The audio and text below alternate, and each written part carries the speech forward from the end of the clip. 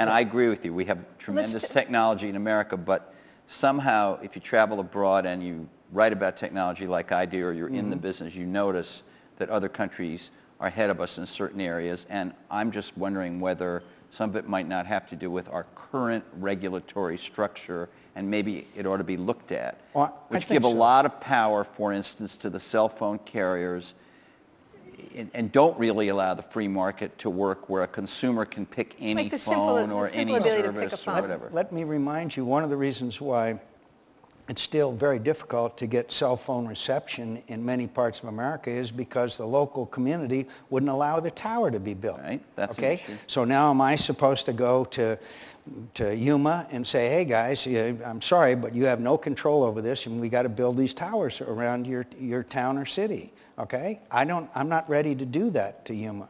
But I know that somebody's going to come into Yuma and say, look, I'm going to make it in your interest, and I'm going to talk to your constituents who have lousy cell phone service, and it'll adjust itself. The market will work. And so, let's talk about the market. Again, we have a little, maybe I am speaking as someone who's not as well as informed as you are, but I've been on the Commerce Committee for 20 years.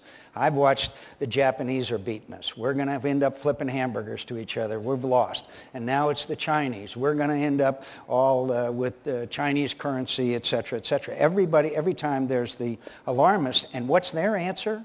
Go to the government and get the government to regulate or keep them out or something like that. And that's just not, well, I actually that's didn't not make my any, philosophy. I didn't make any suggestions. I just asked you what yours were, that's all.